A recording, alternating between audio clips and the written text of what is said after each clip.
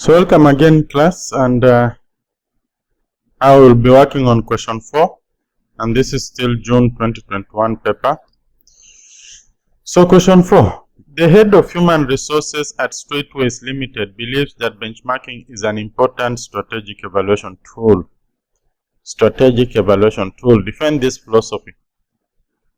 They're just asking you to justify that indeed benchmarking is an important strategic evaluation tool, is an important tool, or simply the importance of benchmarking in evaluation. Importance of benchmarking as an evaluation tool. Importance of benchmarking as an evaluation tool. And evaluation is simply to check how you are faring. So importance of benchmarking, because benchmarking in itself is comparing your performance and the other. And in most cases, you pick somebody who is slightly above you or somebody who is the best in the industry. It should be above you so that you can get some insights into what he does, how he does, and possibly to come and improve on how you do your stuff. You learn from him.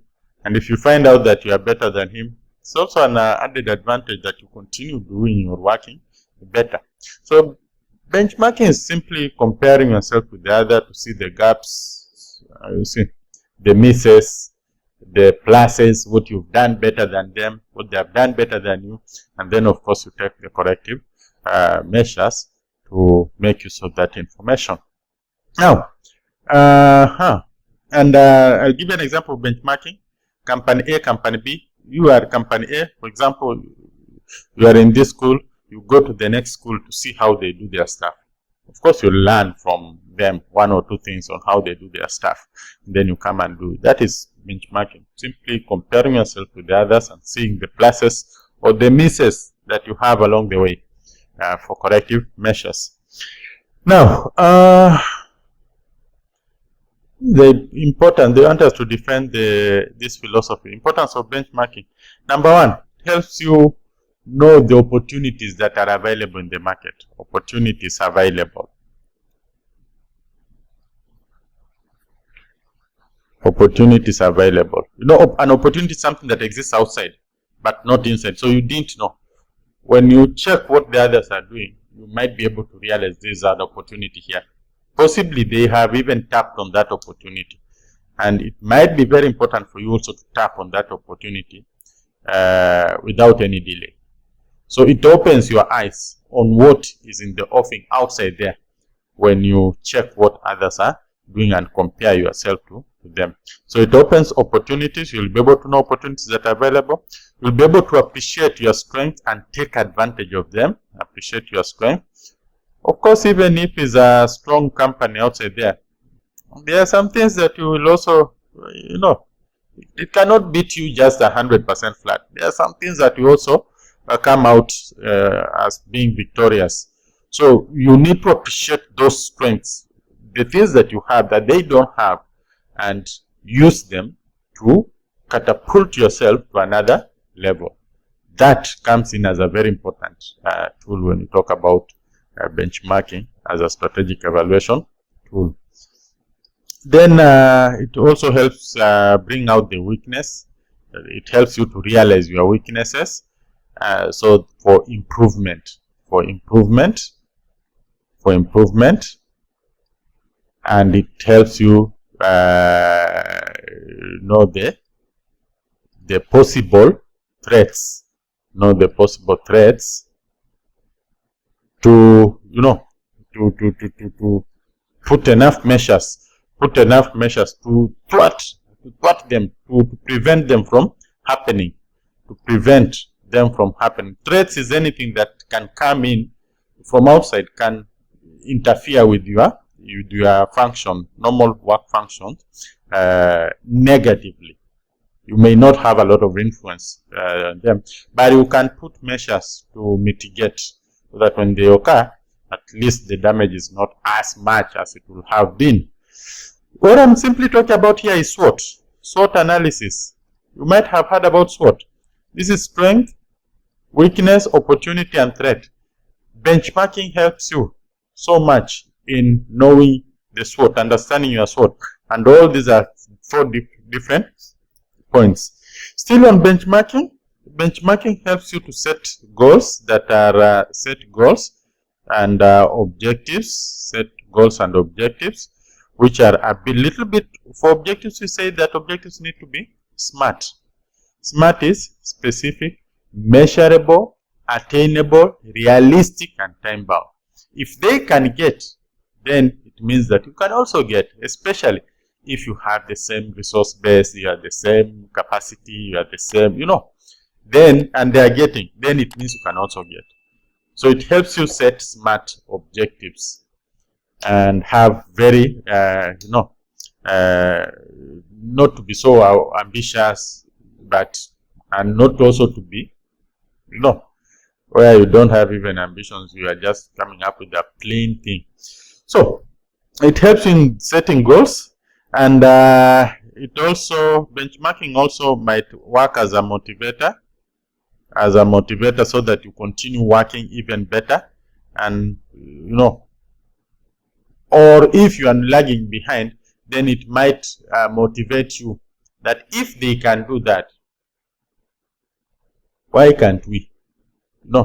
So you put in your best so that you can also achieve what they have or what they can achieve. So it acts as a motivator, and by doing that, it will actually be, we are still on evaluation, because evaluation is comparing yourself and others and then taking corrective measures, not just comparing for the sake of it. So we will be motivated once we know that we are lagging behind or we are better than them. Whichever way, if you are lagging behind, it motivates us to catch up with them. If we are ahead of them, it motivates us to go even. So it depends with how people are wired.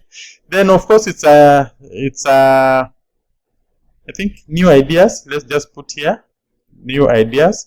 It's a source of new ideas that can help us. Then benchmarking also brings about the measurement of results,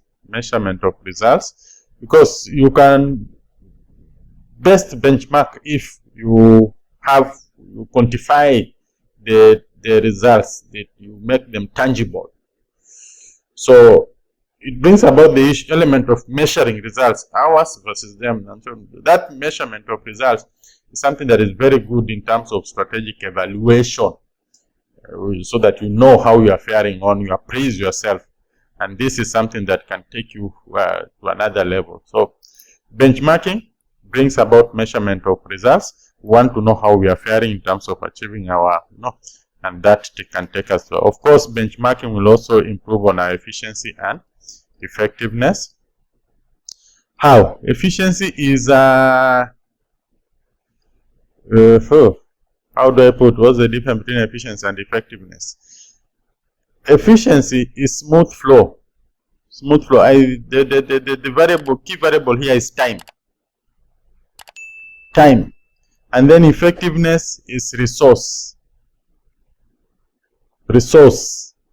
usage. So time and resource usage. So it brings about efficiency and effectiveness. Efficiency in time, because those are some of the things that we'll be evaluating here when we compare with another organization. Resource usage, how they use their resources. Yeah. So those are some of the things that will just come with benchmarking: efficiency and effectiveness, time and resource usage. Very key when you are talking about, it's almost impossible to compare how you are performing versus how they are performing without looking at the time usage and the resource usage. Those are two key variables when we are looking at us versus them. When you are benchmarking, when you want to find out why we are performing the way we are performing and they are performing the way they are performing, you may not miss those two variables. And so when you get them right, efficiency and effectiveness definitely comes in. Let's look at another question. So you can see we have so many points. Just pick the ones that you want. 5 will be good for this, and make sure that you explain each. Don't just throw these points. You throw them at your own risk. Put the point, explain that point clearly. Just like 2-3 lines, 4 lines.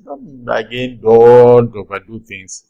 Just 2-3 lines to explain that point. Put the point, then 2-3 lines to explain the point. Let it be, a strong point. Then you will get that mark. The 2 marks actually. Examine initiatives that the Human Resource Department may undertake to improve the bottom line of an organization. Bottom line is the overall result of an organization, and most of the organization's bottom line is wealth maximization, stroke profit maximization. That is the overall goal of that organization. So examine initiatives that the Human Resource Department may undertake to improve the bottom line of an organization. So it's just what they do. So initiatives, recruitment, but not just recruiting, attracting the best talents.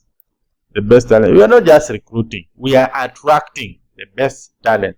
After attracting the best talents, we retain the best talents.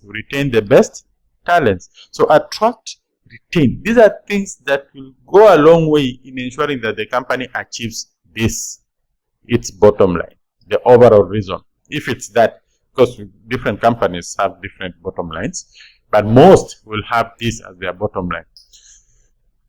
So some of the initiatives HR will put place: attracting the best talents, retaining the best talents. So attracting and retaining, very, very, very important. Nurturing good leadership.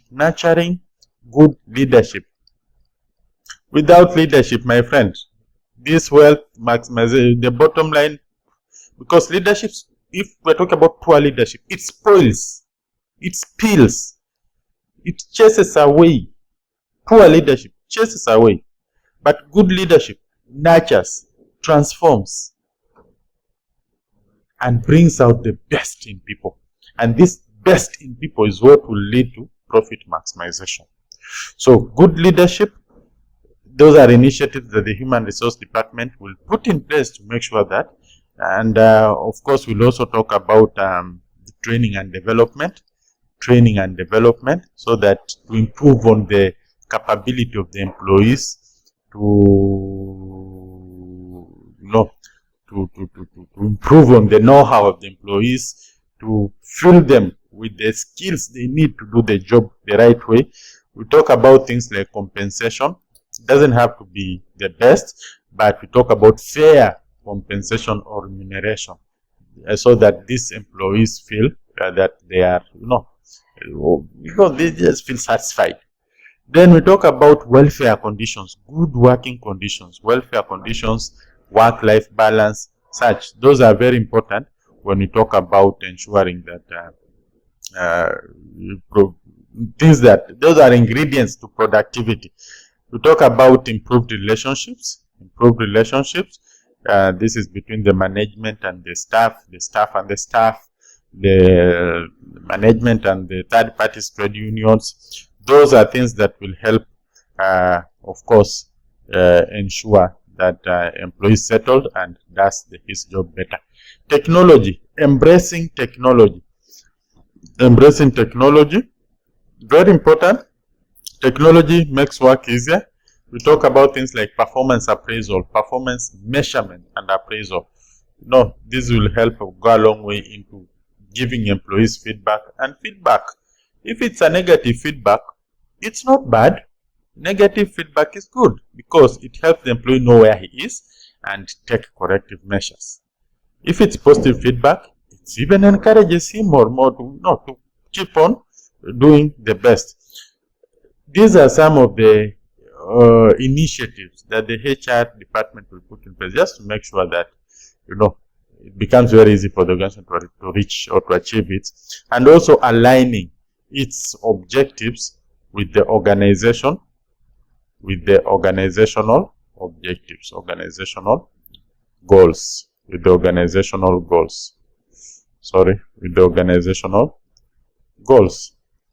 So these are some of the things we are talking about. You can see they are just normal points, but very good when they are put into action, they can actually take the company very far. Thank you. Just pick any points here and we'll be good to go. Let's meet in the next question.